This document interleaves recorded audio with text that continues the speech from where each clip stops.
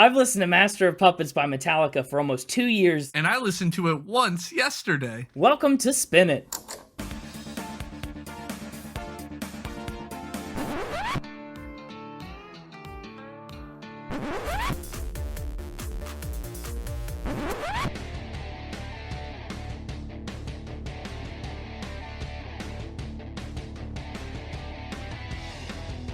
Hello everybody, welcome back to Spin It, the record ranking podcast for people who would rather be listening to music. I'm James, and with me, as you well know by now, is Connor. That's me. And this week, we're bringing you a little more heavy metal.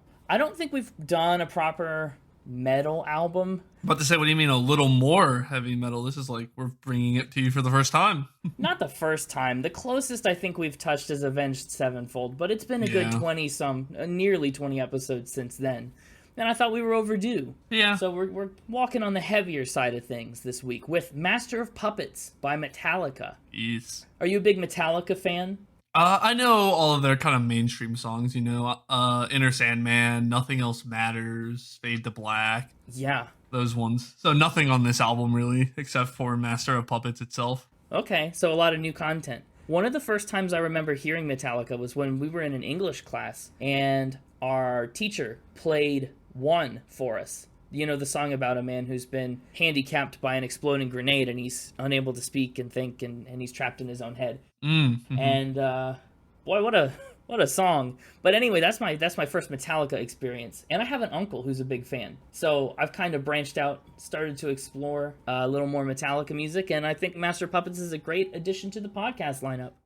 Right off the bat, I just want to say, Metallica is about the darn coolest name for a metal band there could be. Yeah, they're kind of one of the first big heavy metals, I feel like, right?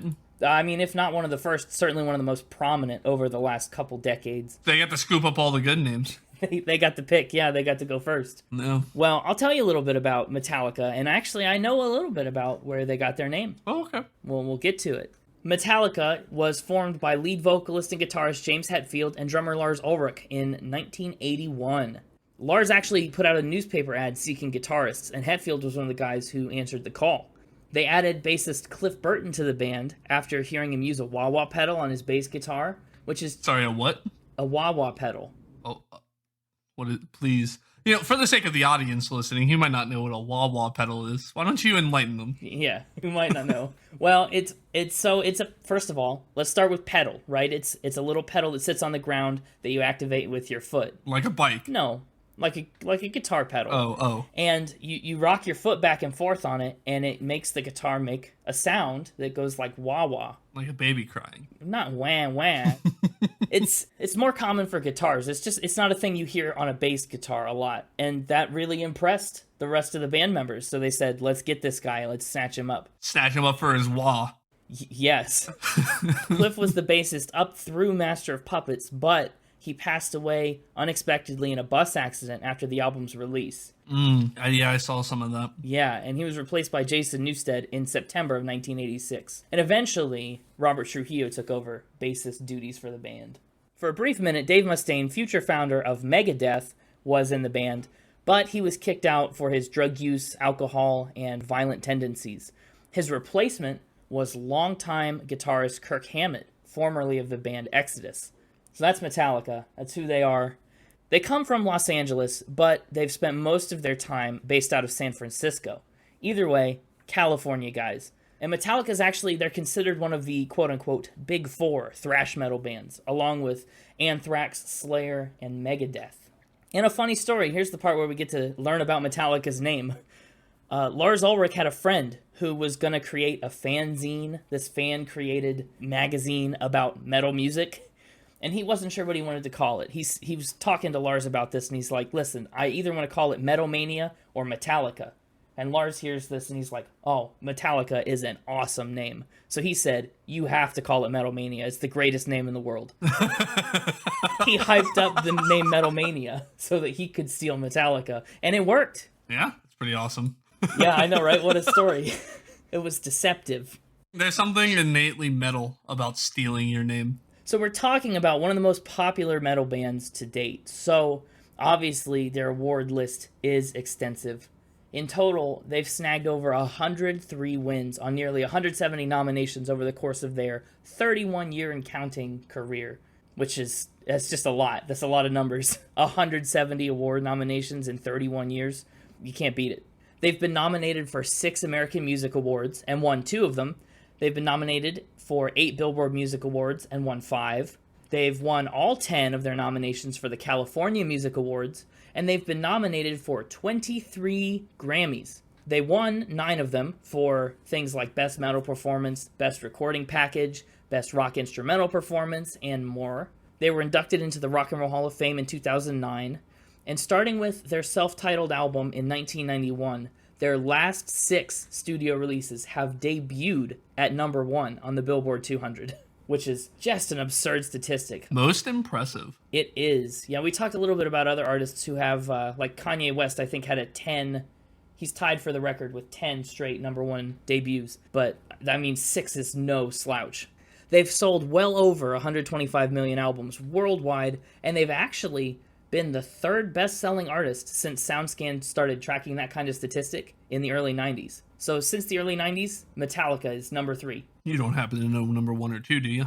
Not off the top of my head. Okay, well, we'll maybe find out someday. Maybe we will. And last but not least, as far as accolades go, Rolling Stone put the band at number 61 on its 100 Greatest Artists of All Time list in 2011. Pretty wild to be number 61 of all time. Over their ongoing career, they've put out 10 studio albums and 8 live albums. And you remember on the Gabrielle Aplin episode, you made mention of the Velvet Underground. I did? I mean, yes, I did. Well, so we were talking about the Pizza Underground. Gotcha. So the mixtaper made mention of the Velvet Underground. Yeah, the mixtaper. That's why I don't remember it. The mixtaper told us all about Macaulay Culkin's cover band of the Velvet Underground. You know, the mastermind behind the Velvet Underground was Lou Reed. Yes. Metallica actually released a collaborative album with Lou Reed. It's called Lulu. And it was the last project Reed put out before his death in 2013. And it's a really interesting collaboration. It was mostly spoken word by Lou Reed over Metallica instrumentals. And it was met with mixed reviews, to say the least. Yeah, I can imagine. Yeah, a very experimental project. But that's right up Lou Reed's alley, you know. I just want to know if the Pizza Underground ever did anything related to that. It's possible. You'll have to ask the mixtaper. All right, I'll be right back. Oh, gosh, yeah. Sorry, he's in his pre-game nap right now. I didn't want to disturb him. Oh, he does his pre-game, so you have to go wake him up every time. No, his internal clock is just set to when it's time. He naturally wakes up. Oh, he just knows. He has like a sixth sense for it. I didn't realize the mixtaper was a little Napster. And speaking of Napster, I mean, you're old enough to remember music sharing sites. I hate that. Because I could see that coming up in the notes. And so when you said that, I knew exactly what you'd done. I hate that. Yeah, I know.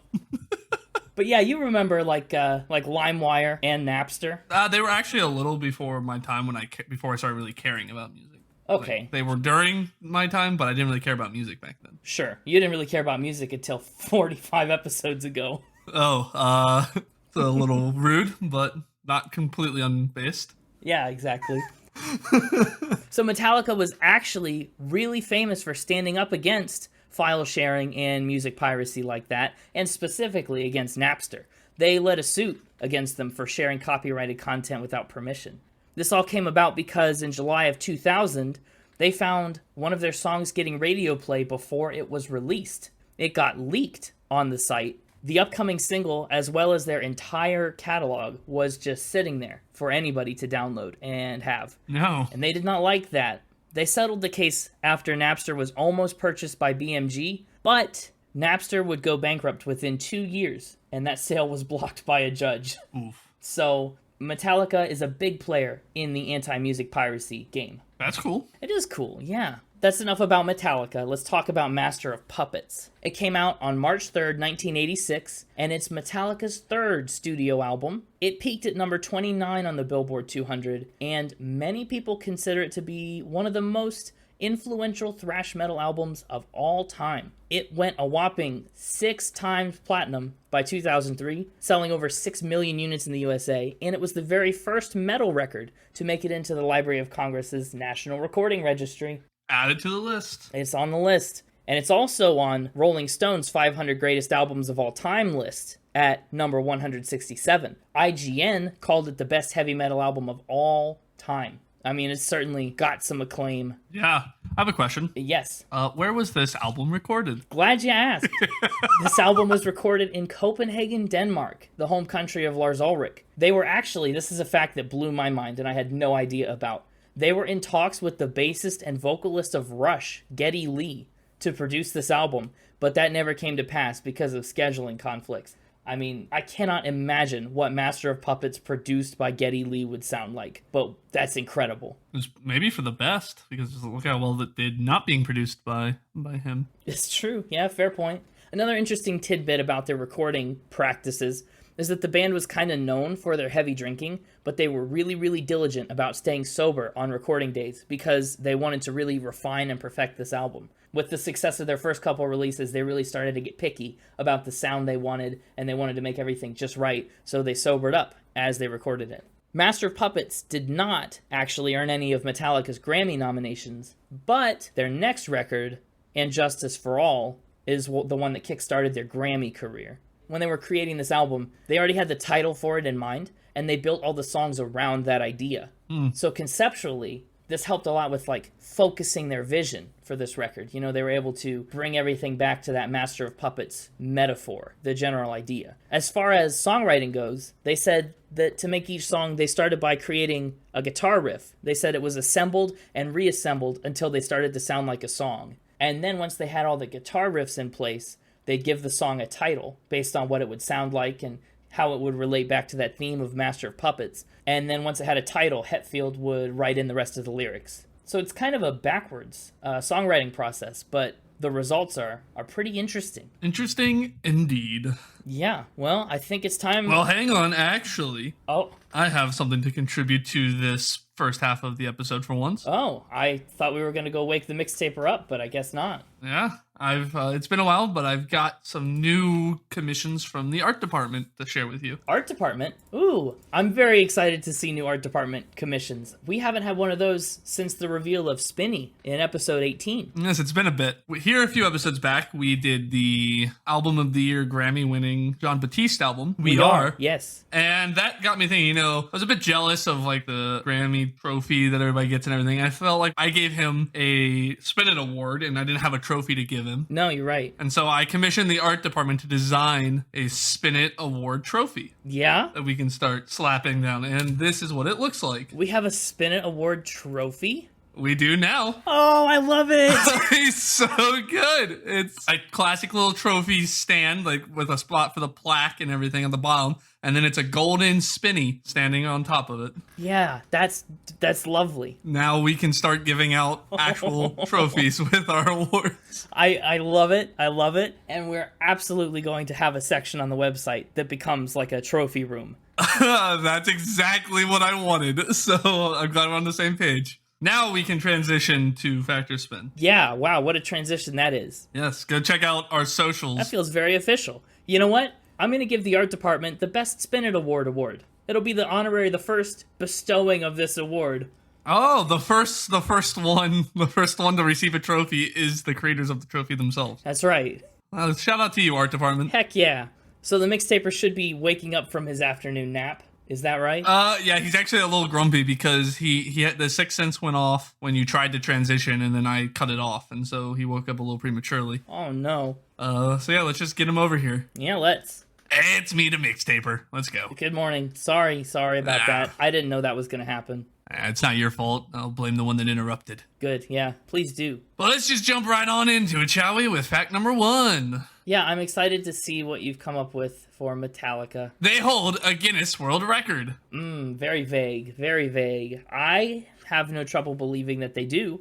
What's this world record pertaining to? Is it a performance record, a sales record? Performance. Okay. What record might that be? Is it regarding expense? Is it regarding size? Is it regarding number of performances? I would say number of performances. Okay, well, we talked about 30 Seconds to Mars a couple of episodes back, how they had a Guinness record for the most shows performed for an album cycle.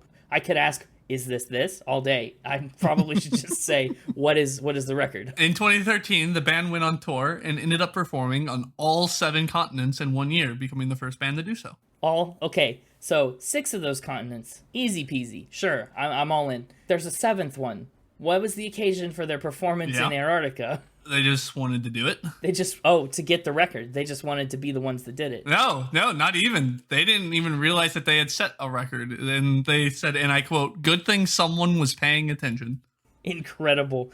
So I suppose all the other shows were just part of their normal touring and nothing kind of out of the way. Whose idea was it to go to Antarctica and do a concert for penguins? I don't know whose idea it was, but I know they partnered with Coca-Cola, and there was like a big sweepstakes that you could win tickets to go on an Antarctic cruise that one of the stops was at their concert. So you just roll up on your Antarctic cruise ship, you get off on the dock, and Metallica is just like there, ready to play you some songs. Yeah, that's better than how they rolled up. Okay, how did they roll up? Well, in a quote about the experience, they said, I believe this is Hetfield saying this, "I feel very fortunate to have been a part of that. It's not every day you pass by whales in an inflatable raft to get to work. We were solar powered and we were not allowed to make the kind of racket we're used to with speakers. We kept the disturbance to the environment to an absolute minimum, including noise pollution. And as it turns out, the penguins are not too keen on metal." No, they're not? They didn't mosh? No, they played a show for 120 scientists and contest winners and 300 very curious penguins, apparently.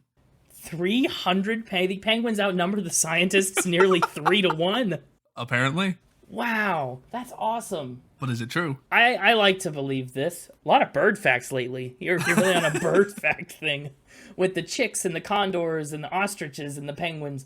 I think I'm going to say that this one is true. This is a true fact. The penguins got to hear Metallica. Mellowed down Metallica. They didn't get the full... Maybe they would have enjoyed the metal experience more if they'd been able to go all out. Yeah, they probably waddled up and were like, "Oh, this sucks." And just like slid on away. Yeah, this isn't nearly as metal as I anticipated it being. This seems watered down. Did they do the happy feet thing? Just start dancing? They're actually not the first band to attempt this either. Oh, really? What other bands have tried? In 2008, Fall Out Boy attempted it on purpose to hit all 7 continents, but due to bad scheduling and weather, they had to cancel. That's really interesting. Now, do you think that makes penguins the species that has heard Metallica the second most out of everything? Interesting. Probably not, just because of the number of dogs and cats that have heard it on speakers in their owner's house. Okay, but what about live? I bet penguins are the... Well, live, yeah. I bet you penguins would take it live. What a weird fact. Penguins are the species that have seen Metallica live the second most. Hypothetically speaking. Hypothetically. You heard it here first. We're stating it as fact, but we don't know it's fact. Prove us wrong. And with that, fact number 2 is that James Hetfield has his own brand of honey. Honey? Ooh, sweet. He's got his own brand of honey. Yes. Does he have a special apiary where the bees make it for him? Is it from a specific source? Yeah, it's from hives located on his ranch in West Marin, California. Oh, he keeps bees. Yeah. James Hetfield is a beekeeper. Does he tend to them himself, or does he have people that go do it? He tends to them himself when he's around, but I'm sure he's got people that watches them when he's doing other things. Playing for penguins? Yeah. How did he get into beekeeping? I don't know the specifics, but I know it's a more recent hobby of his. How many bees does he have? Quite a few. I don't have an exact number, but think about one hive is quite a lot of bees typically, and I know he has multiple hives. And how much honey does he produce every honey season? Could not tell you. Oh. I do know he gets 2 different kinds of honey per season. There's kind of 2 main harvesting seasons, I guess. Oh, yeah. A spring harvest and a fall harvest. I learned a bit about beekeeping. Yeah, I'm sure. Going down this fact rabbit hole. So yeah, he usually harvests in the late spring and in the late fall. So what are the different kinds of honey? They just taste different? Yeah, 2 distinct flavors. The spring harvest gets its flavor from a variety of flowers, such as the California poppies, shooting stars, sky lupin, buttercups, and thistles near his property. Thistle honey sounds sharp. And the flowers make that honey richer and lighter and more of a fruity flavor to its and texture. Whereas the fall harvest is darker and more like molasses and is heavily influenced by the California buckwheat, which blooms in late summer after all the spring vegetation is dried up. Interesting. Does he just keep it for himself? Does he try and sell it? What's it going for? I don't know necessarily what he does with the majority of it, but I do know that he occasionally auctions it off for charity purposes. That's cool. Yes. In fact, just here like a year or so ago, he sold 2 bottles that were signed by him, one from each of the harvests, and they went for $3,100 a piece in the charity auction. Whoa. They were little 2-pound bottles. $3,000, honey. That's liquid gold. Yeah. He also has his own custom logo on the front of it that he designed himself. Really? Ooh, I can't wait to see what it looks like. Well, that's what I'm telling you. I think this is a spin. Oh! I think this is a spin. You went all facts with Johnny Cash. You went a fact earlier with the Penguins. I think maybe this is one of those facts that's true about another artist we've got coming down the pike, but maybe not about James Hetfield. You did a lot of research on honey, the California buckwheat thing. That all makes sense. Just for some reason, this one is... I'm thinking spin. Well, you're thinking wrong. This is a fact. Oh, really? Wow. Hetfield honey. Metallica. Yeah, he calls it Hetfield's Haunted Hives. Haunted? Yeah, I don't know why. I think it's just a fun name. Haunted honey. So good you won't be leaving it. Yeah. Oh, boo. I hate that. James Hetfield, hire me. I could be your honey marketing department. We need one of those. No, we don't. That's the least true thing you've said. You're a liar, and that's the least true thing you've ever said. Well, if we get the marketing department and get people interested, maybe we can crowdfund enough money to actually start our own Spin It Honey. Spin It Honey? Like Kickstarter it. Yeah, I mean, I you know how many times I listen to a podcast and I go, man, I wish they sold honey. I'd love to support this podcast by buying honey from them. Coming soon to the Spin It store.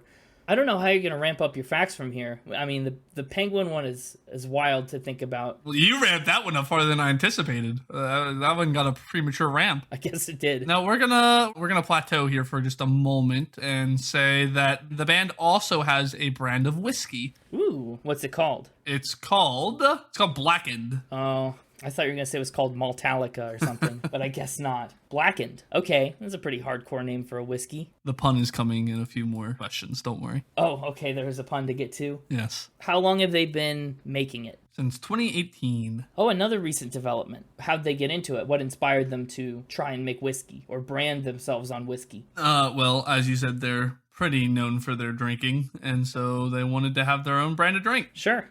Blackened is a brandy, barrel-finished American whiskey produced by Sweet Amber Distilling Company in collaboration with Metallica. Okay. Blackened is a blend of sourced bourbon and rye aged for about 8 years that has been, and I quote, finished in black brandy casket to the low hertz frequencies of Metallica's music through the Black Noise TM sonic enhancement process. No way. So you're telling me they put this whiskey into a barrel and they play Metallica for it as it ages. Yep, consider this fact ramped. What? What?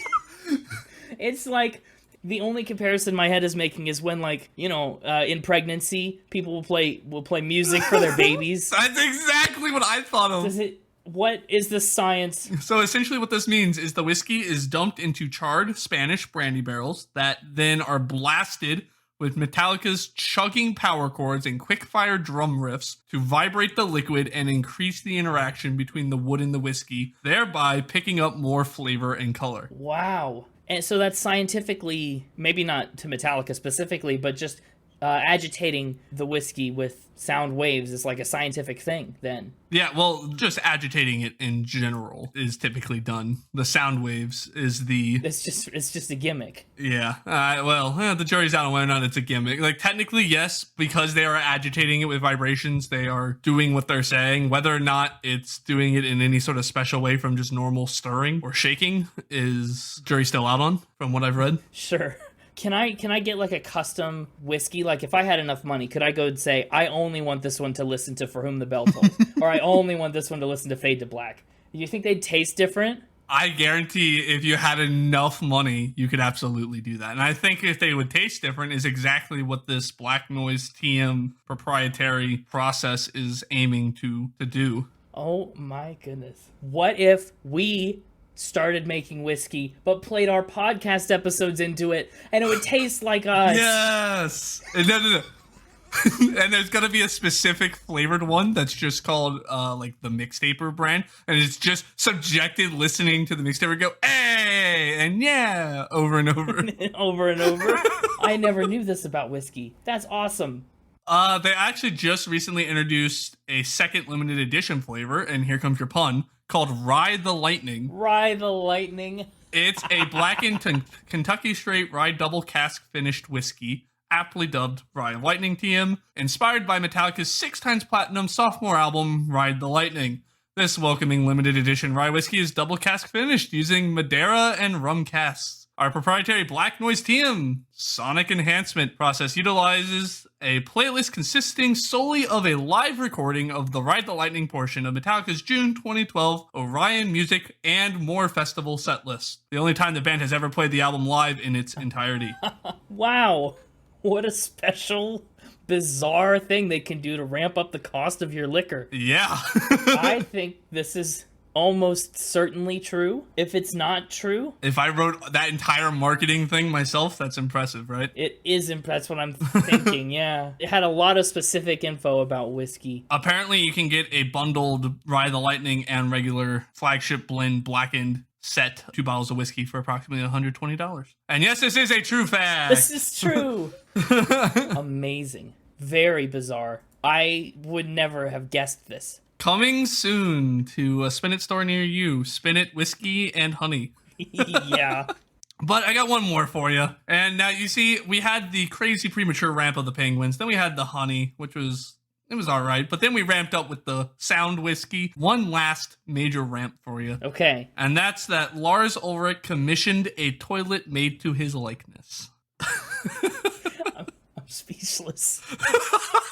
Okay, so he commissioned this toilet in his image. Yep. So I in my head, it's a bust, right? From the shoulders up. Is that really what it is? I mean, it's full body, but... It's full body. Yeah. Is it like life-sized? I mean, pretty much it's a fully functioning toilet. Okay, yeah, but like... It's so hard to describe this. So... It's a fully functioning toilet, and it's his full body. Is he standing up? No, he's sitting. He's seated. And so what you do, then, is you sit in his lap. You would he'd be like big spooning you. Yeah, pretty much. You sit in his lap and do your business into his lap. It'd be more like he was sitting behind you. Like if he was riding, like on a motorcycle, how you can have like somebody sitting behind you or whatever. Oh, he's like on the tank of the toilet, and it's got a normal toilet seat. Uh-huh. Okay. Mm-hmm. It's a very different vibe. Still weird. Not by much, though. So did he commission this for himself as, God forbid, a gift? Yes. What's the deal? No, it was for himself. It's for his own home. The toilet is shaped to look like him holding a pair of drumsticks. What a tacky piece of decor. I can't imagine. What if you walked into someone's house and their toilet was just like them doing their job? Like... I don't know, your friend Steve the accountant is like sitting there crunching the numbers above you while you're trying to go. Number 2. I can't, this is weird. Is it just a normal toilet, like made out of porcelain? Is it special, like material? Is it colored at all, or is it just the shiny white? No, it's colored. It's like painted. It's painted skin tone, creepily enough. All skin tone? Wait. So like the toilet itself, and then there's him with matching skin tone for his arms and legs and face, and then he's in a black Lars Ulrich shirt, holding a pair of red drumsticks, and he's got long hair and green eyes. And so, I mean, basically, it's just a porcelain model of what it would look like if he sat on the back of a toilet. Kinda, yeah. Why did he do this? Why did he want this? It's because he read a blog where the blogger called Metallica the master of poopers due to how bad their music stank, and he thought it was funny.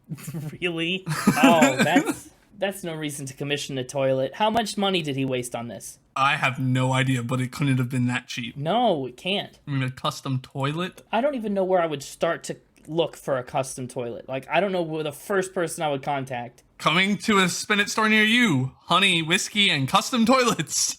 This is really something else. Have other people that have visited him have anything to say about it? Like, what's the general opinion? Well, he just got this made sometime in the last year. Wow. It looks like November 2021. Oh my gosh, it's brand new. Yeah. The only thing I would recommend is never install a bidet. So, this is ridiculous. How am I going to let you get away with telling me this lie? What if this is just a lie that you just made up? Because why would anyone ever do this? It could be. No, I'm flushing this one down the drain. This is not true. This is a spin. Going with spin. Yes. All right, go ahead and take a look in the chat, please. Ah! At this spin. This is indeed a spin. It's a real toilet, but he did not make this for himself. That's the spin. This is a real toilet, though. It is a real toilet. It's just not his. All the details are true. And it's horrifying. Oh, boy, it's bad. It is not professionally done. It is horrifying. Yeah, that's a no-go from me. Well, look for that one on socials. You'll see what that looks like.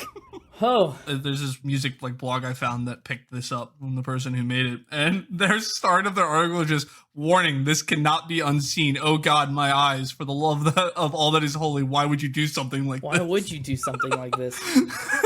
Very interesting and very not unseeable. You are now cursed like I am with that information. Yep, thanks. Anyway, let's put that behind us, far behind us, and we will not see you next week. Next week is our singles episode. Please submit your singles quickly. You won't be playing Fact or Spin. We'll be playing Guess Who or Spin. That's correct. Whole different game. Whole different game. I will see you next. Where does he flush? I don't know. Like on his shoulder. I don't want to know. Anyway, I'll see you next week with hopefully less horrifying facts and spins. Yeah. Or Guess Who's and Spins. Ah, yes. Yeah, we will see you next week. Go get a good nap in. Finish up that sleep that I deprived you of. The nap's only pre-game. It's a pre-game nap. You can pre-game for next week. Oh, good point. Go into hibernation for a whole week. You could try it. Yeah. Welcome back, Connor. Back indeed. Don't look in the Discord. Don't look at the picture. Okay, I will not look. Just, oh God, I look! I said save yourself. It's horrifying. It is. So let's talk about a less horrifying piece of art. The album cover of Master of Puppets. Yes. It is, nothing short of absolutely iconic at this point. Is pretty well known. It's the field of white crosses in a graveyard, like the kind of crosses that you give to soldiers. One of them has a helmet hanging off the edge of it, and there are a bunch of strings going up to hands controlling them in the sky like a master of puppets. Yes.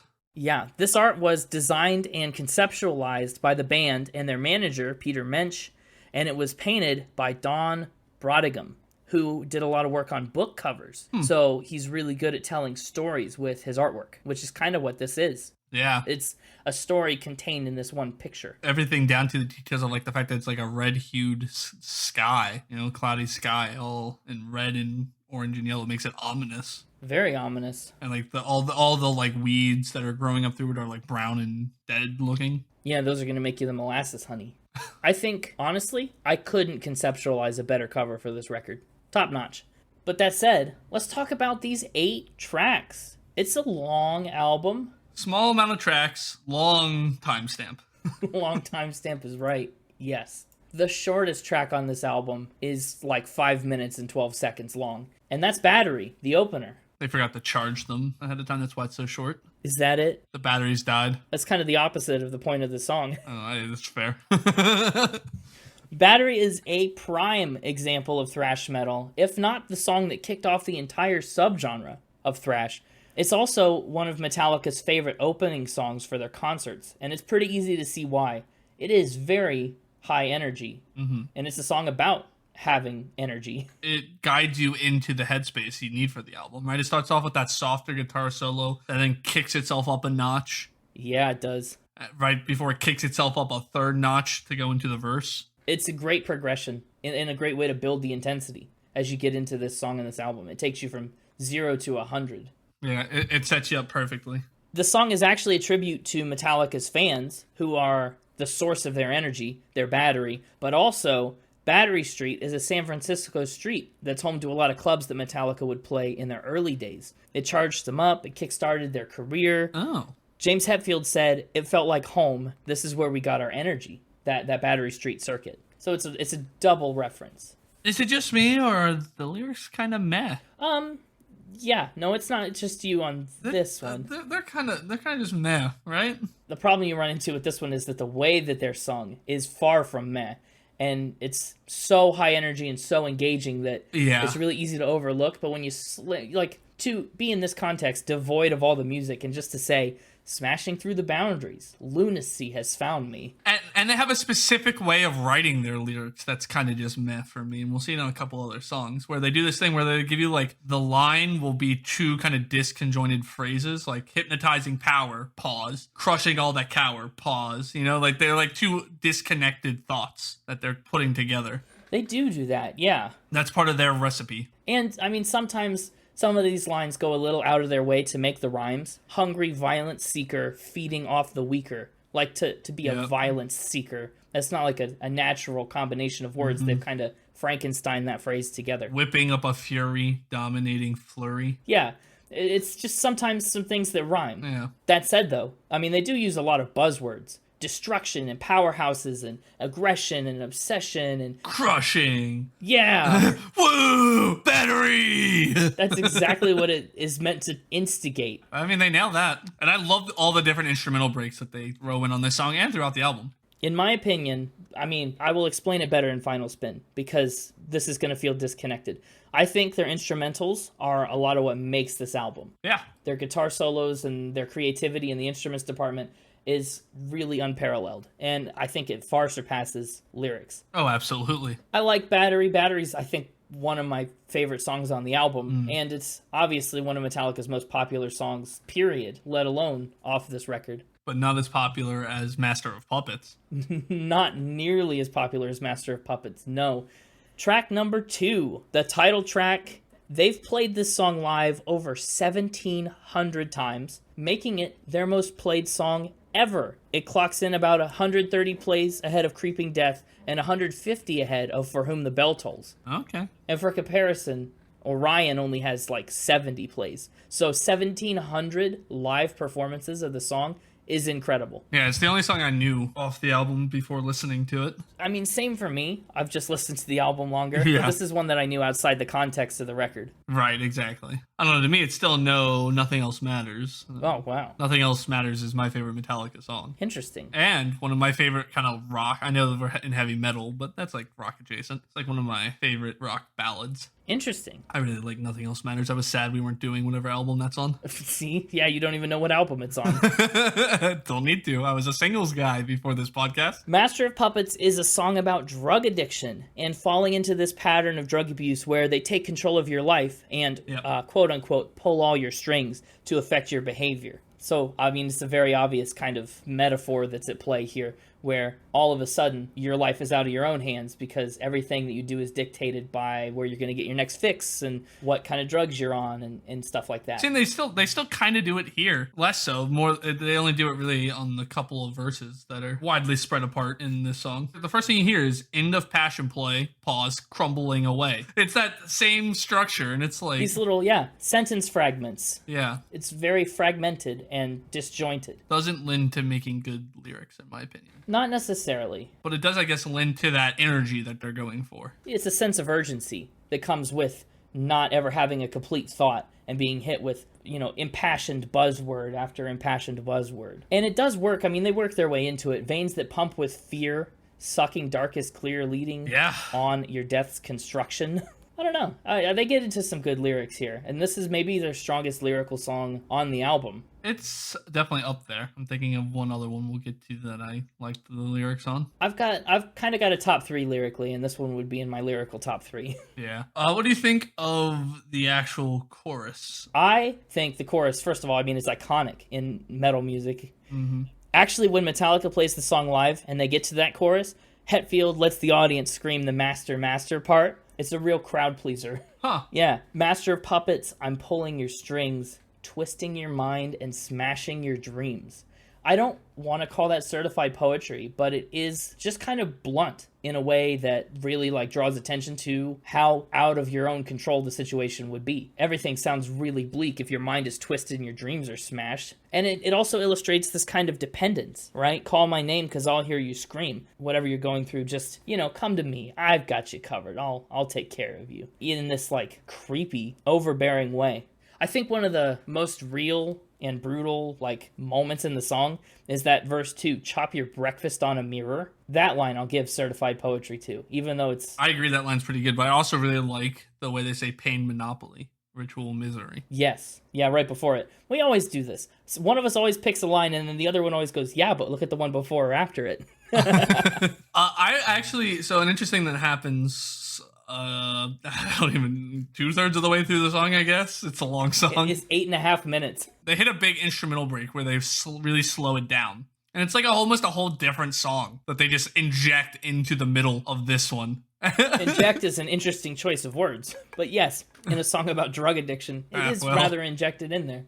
But it's like you could remove that out because it doesn't even really match like anything that's coming. Like you don't hear any notes of the other parts of the song kind of in it. It's like its own separate section that you could completely pull out and make its own thing. Yeah, that's very true. And there's a couple other times they do that. I mean, I noticed it a lot on stuff like Orion. There are segments that you can switch around, and I think that variation is really important if you're going to create an 8.5 minute saga and try and have it be, not insufferable. Yeah, well, you need that little breath of fresh air in the middle. They do, they vary in their success on making it not insufferable, but they do. Well, I think Master of Puppets is one that it is better on. No, yeah, I like Master of Puppets. It's a good song. Yeah. Track 3 is The Thing That Should Not Be. I want to start off this track by saying I quite enjoyed the faint cymbal crashing in the background at the start of the song.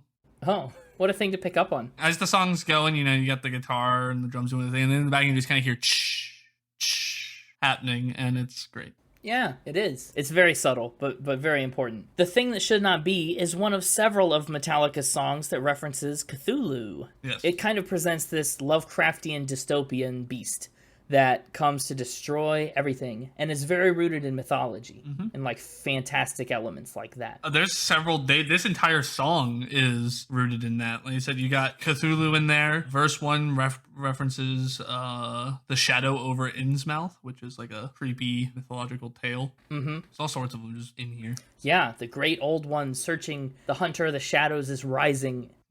It's foreboding, and I love the way that they use a lot of musical parallels to illustrate that. They talk about it rising from the sea, and every time they do that, they use these little half-step increments as the pitch increases to kind of imitate and emulate this rise. It's very cool, and then they take that rising and they take it back underground in verse 2. It switches around. They really nailed their guitar solos. I think if there's one takeaway from listening to a Metallica album is how good they are at their guitar solos. Yes.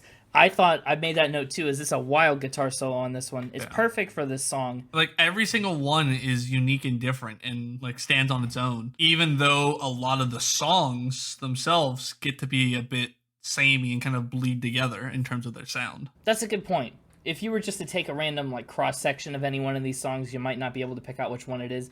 If you were to take a random guitar solo from one of these songs, you could pick it out. Almost certainly you could place exactly where it goes. And that's a tough thing to do. It is. But also by the end of this song, we're approximately 20 minutes into this album already on track 3.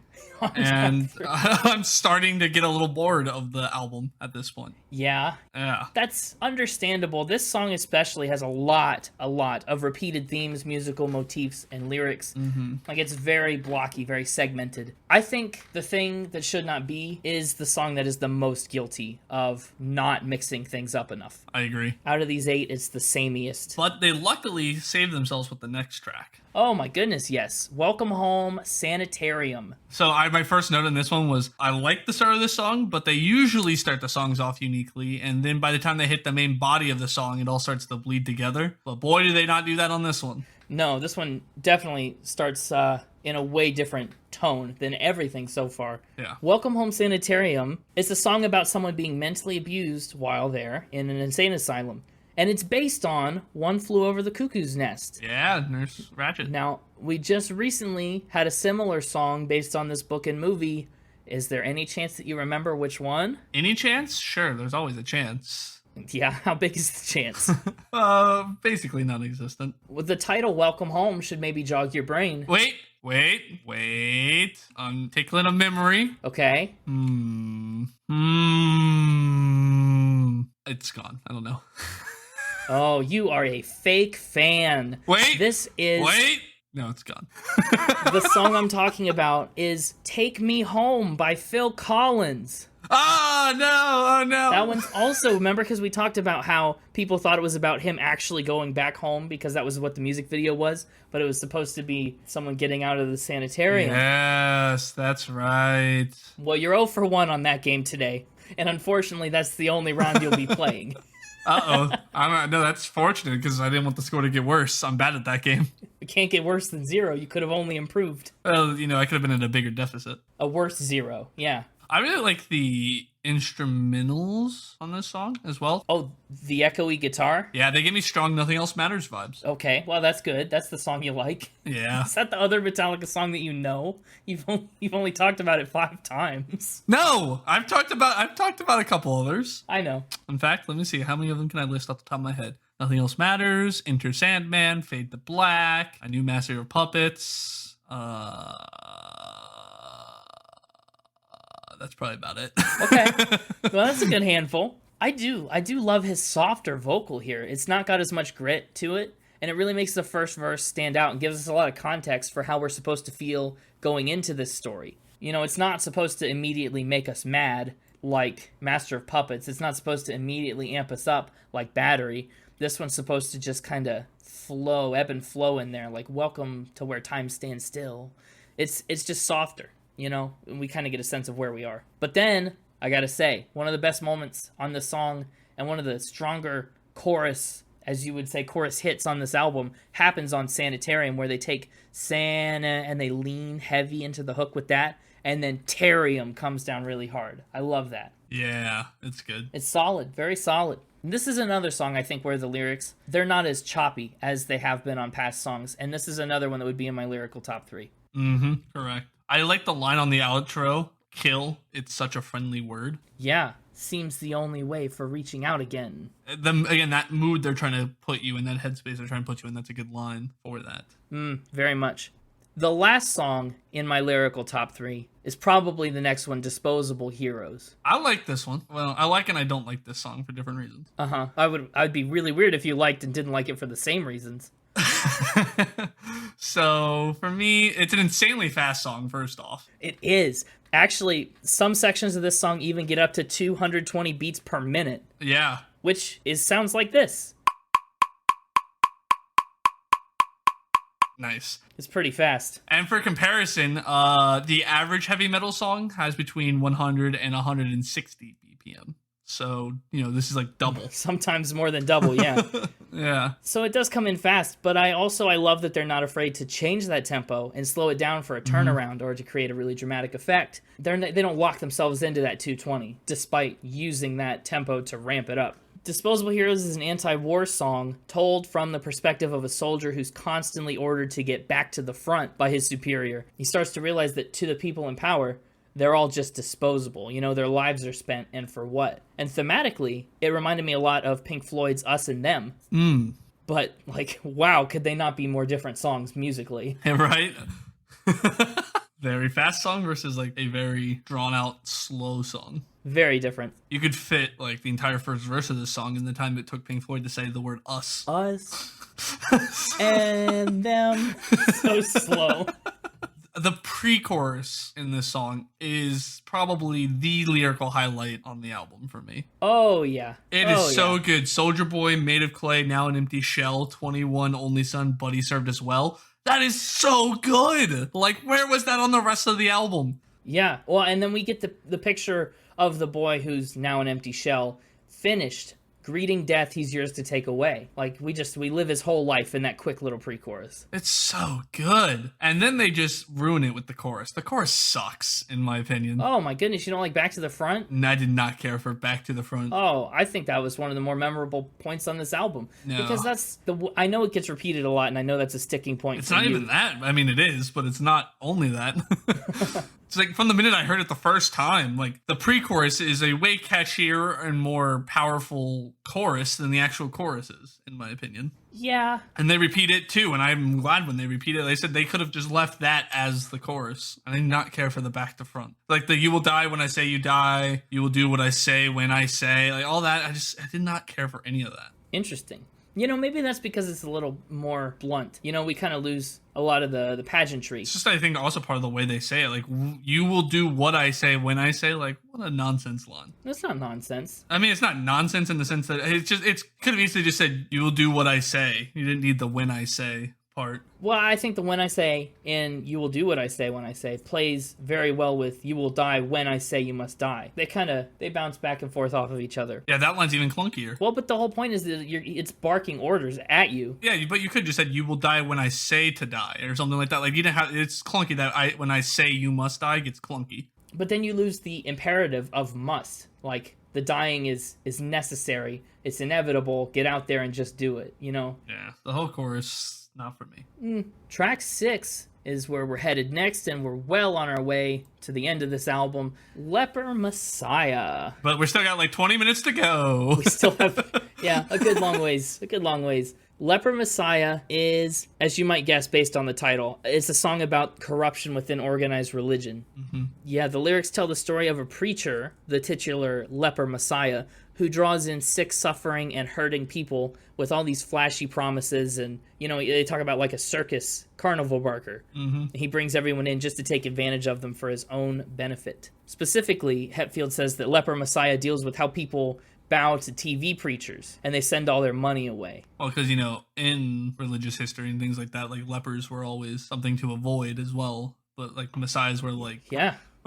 oh, flock to the Messiah, they'll save you sort of thing. So like to put those two things together is an interesting contrast, I guess. Yeah, and I guess it's never really specifically made clear whether this preacher is proclaiming to be a Messiah that is a leper, someone who's outcast that's come back to save, quote unquote, save everybody, or whether it's a Messiah meant for lepers, people who have been outcast, is someone going to them and saying, "Look at me, come give me all your money and I can fix you." Now, I think it's meant to be he's a leper and therefore should be avoided. Okay.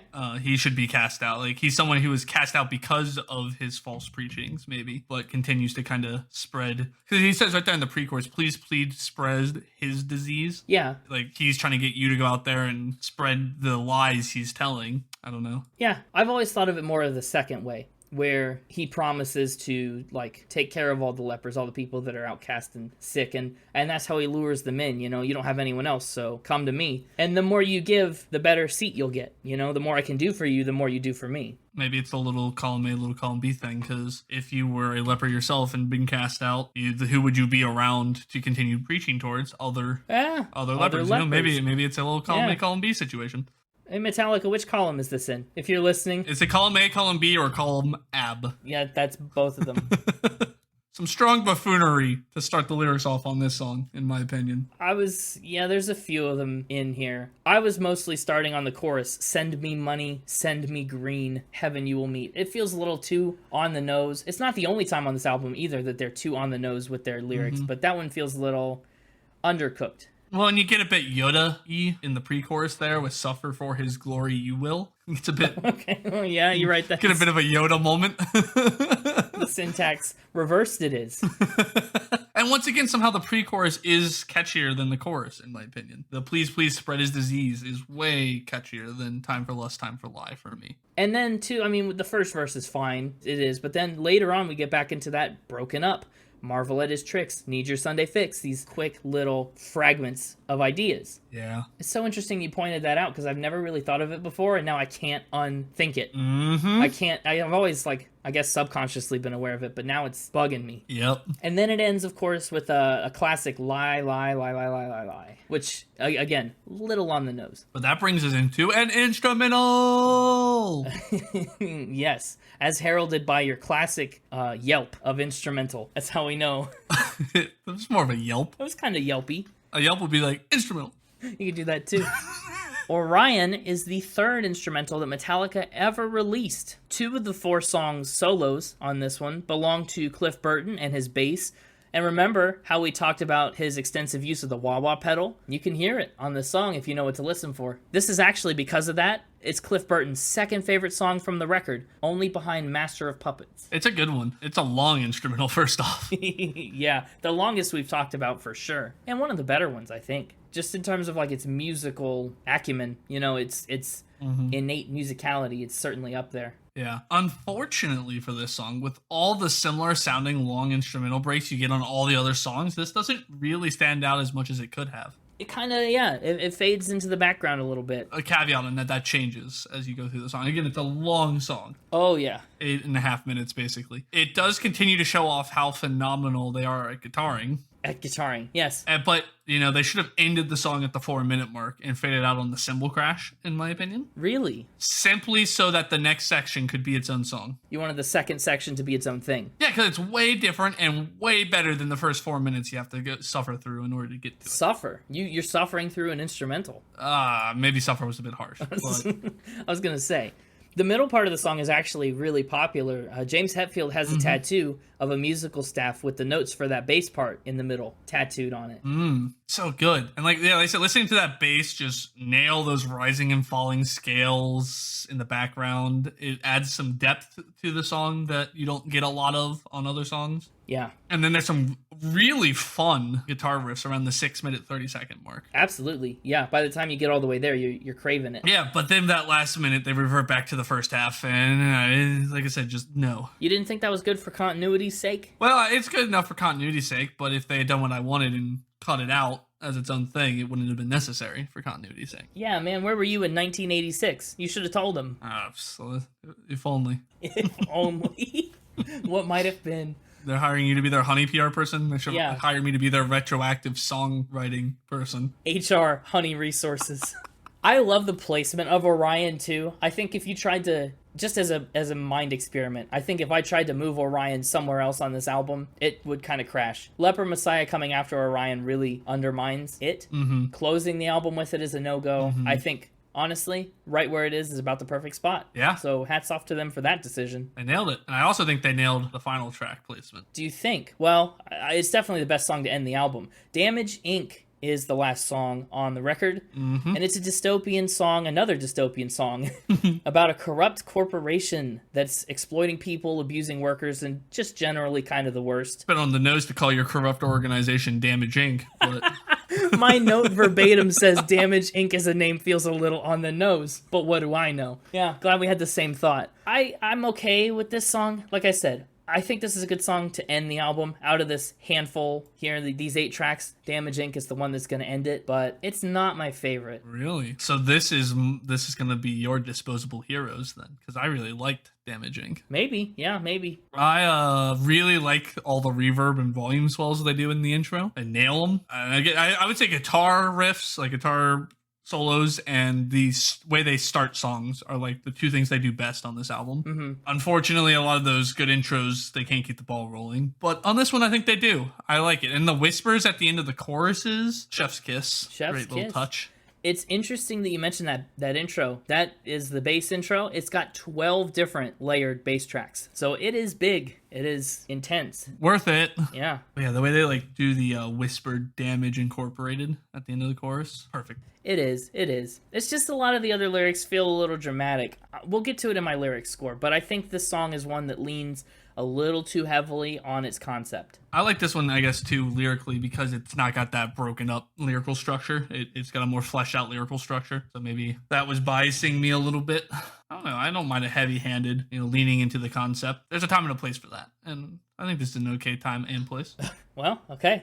Guess it is. This is also, in my opinion, probably the song that features the drums the best. I liked the drums on this song. I have to go back and listen to I've listened to this album like 5 times in the last 2 or 3 days just to get ready for the episode. But I haven't really focused on the drums much. I'll have to go back and listen and see if I agree with that. I'm interested to find out. But it seems to be true. And then they give you one last shredded guitar solo to wrap up the album. They sure do. Just a good little send-off, you know? Exactly. And it's time for our good little send-off. Yeah, final spin. Okay, playlist picks. I'm, once again, I've shot myself in the foot the most by picking first, because I need to make sure that Master of Puppets is on the playlist. And so I feel compelled. What would be your second pick? My second pick, Sanitarium, maybe, or Battery. Okay, well, in that case, I think you're safe with what you're doing, because I would say Master of Puppets and Sanitarium are my two.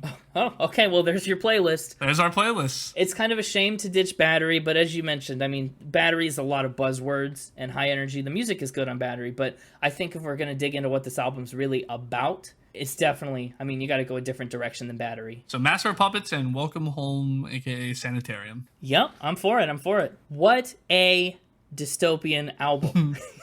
Like, it really kind of touches all the gritty, dirty, dark areas of the human experience, from the big picture degradation of humanity through corporations and like religious corruption, to total destruction through war and the rise of a Lovecraftian thing that should not be. And then we get the smaller, like more personal level. We have like the horrors of mental abuse in Sanitarium, drug addiction in Master of Puppets. This album is one that really never lets you come up for air. And I think that'll play strongly into its vibe score. Musically. Now I need to preface musically by saying, well, what I would normally put in the instrumental score went into music on this album. Because there are so many great guitar solos and instrumental moments and things like that are the composition of the songs. Like, normally I would put it in instrumental because it's their technical playing ability that's very impressive. But in this case, I think I decided to put it in music because they're way more compositional. You know, they're not just flair that they put onto it. It's actually like core pieces of each song's building blocks. So keep that in mind when we get to my instrument and production score. A lot of that number went into music. Musically, this album doesn't let up. It's prime thrash metal. I love the totality of it. The guitar solos are masterful. The bass is innovative. These songs are really long-form romps that I don't think, honestly, really overstay their welcome. I know there are some that kind of get a little long. I'm looking at you, the thing that should not be. You should not be that long. The thing that should not be is 6 minutes and 30 seconds. But they do a good enough job at varying things, mixing things up, and keeping it interesting so that I'm engaged through the whole album. I'm giving music an 87. Lyrically, this album is dark. Dark, dark, dark. Not a shred of hope here. And it's a uniquely metal perspective in a lot of ways. Some of these songs are so well crafted, you know, Master Puppets, Disposable Heroes, Sanitarium, and those metaphors are going to land every single time. Other songs, though, just don't scratch the lyrical itch. Like The Thing That Should Not Be is a little gimmicky. Damage Inc., those ones in particular, just, they don't bring enough new content to the table lyrically, as much as they just use buzzwords and like little things just to provoke you. And they lean heavy on, oh, this is a Cthulhu song, or this is a corporation song, and they don't ever really, like, dig into that much. Whereas something like Sanitarium or Master of Puppets really digs deep and explores the horrors of, like, drug addiction. The other one is just like, you know, we're a corporation, we'll kill you. You talked about their lyrical structure being disjointed sometimes. I think lyrics are getting an 81. That's a bit high, but all right. Well, I think the good outweighs the bad in a lot of spots. Production is, I think, my hottest take. Like I said, tons of instrumental talent, but in this case, I think the production on this album takes a bit of a hit. I think this album is 54 minutes of really, really, really crisp production. It's really crackly, it's really clean, it's really high-end, right? I think it's missing a lot of the low-end stuff. I always want it to drive home more, but it never quite gets there because we're always so distorted and fuzzy, and it's long. It's a long album. They vary it up a lot with the music, but the production feels really samey. If you're not with it from the start, this album's going to be a long one for you to listen to and try and get through. Not to mention, they're good at the instruments that they play, but that's what they play. You know, these four members have their four instruments, and that's it on every song. They're not out here like the Beach Boys, you know, trying to find new ways to use instruments or incorporating unusual sounds or anything. It is kind of what it is. So instruments and production, again, with the caveat that this is mostly just a production score this time, is a 77. And the vibe, I mean, phenomenal. Iconic. So iconic, it literally kickstarted a subgenre. From the cover art to the closing notes, I feel like you're hooked. You're in it. And it never once lets you up for air. It shocks you, it thrills you, it excites you, and they really give it their all the entire time. I'm giving Vibe a 90. So that makes my overall score an 85.8, putting it at number 192 on the list at the moment. So I guess for me, I'm going to agree with a lot of what you said, but give it a completely different score. You better give it a completely different score. An 85.8 from you would be absurd. Very samey in sound. Lyrics choppy a lot of the times. Just overall, it's not a bad album. It sticks to its theme very well. It's got that classic heavy metal sound if that's something you're into. And if you're into it, don't worry. Like I said, it's very samey sounding, so you're going to get plenty of it. But there are a couple highlights in there for people who want something slightly different, like your Sanitariums and your second half of Orion. I kind of already spoiled part of my top 3. This is my last week. I have to redact my honorable mention as well. Yeah, you're finally out of the Barry Manilow phase where you picked way too many tops. Not enough. So my top 3 in album order: Master of Puppets, Welcome Home Sanitarium, and Damage Inc. Good top 3. With a redacted honorable mention. And I guess for a score, I'm going to give this one 6 unmoshing penguins out of 10 for me. 6 out of the 300 penguins, only 6 of them didn't get in that mosh pit. Well, I don't think any of them really got in the mosh pit from the sounds of it, but 6 of them in particular really did not want to mosh. Okay, they were waddling away already. 6? Wow. That kind of surprises me a little bit. Really? Where'd you think it was going to go? Kind of. Well, the more that I think about it, maybe not. Okay. At first it was shocking, but... Yeah, it was just once the initial shock wore off, I was like, okay, that makes sense. Where in your 6s is it going? Right above Coloring Book. Okay. Right below Apoptosis. And about like 4 below Permanent Vacation. Okay, well, yeah, we were a little different on this one. Not as different as our last 2 episodes where we've been starkly divided. Yeah. We are going through a bit of a divisive phase here. But yet, like, we're agreeing with one another a lot. We're just ranking them very differently. It's bizarre, isn't it? Yeah, we're saying all the same things that we liked and didn't like, but it just, I guess, weighs out differently, which is a proof that our scoring systems are unique. And you know what else is unique? Next week's episode. Doing another singles. One more chance to submit your singles for the singles episode. May 13th is the last day to submit. So if you're listening to this right now on the day it came out and you haven't submitted, go submit. The website, socials, YouTube comments, anywhere. Anywhere and everywhere. Just get us those submissions. And we will see you next week for a special singles episode. Until then, you can catch us on the web, on Twitter at SpinItPod, on Instagram at SpinItPodOfficial, and at our website at www.spinitpod.com. So we'll see you next week, and until then, keep spinning. Keep on spinning. Don't mind me, I'm off to go get the art department to commission a custom mixtaper toilet. Oh no. That's an awful idea. Maybe the best idea we've ever had. It's actually kind of fitting because he's so full of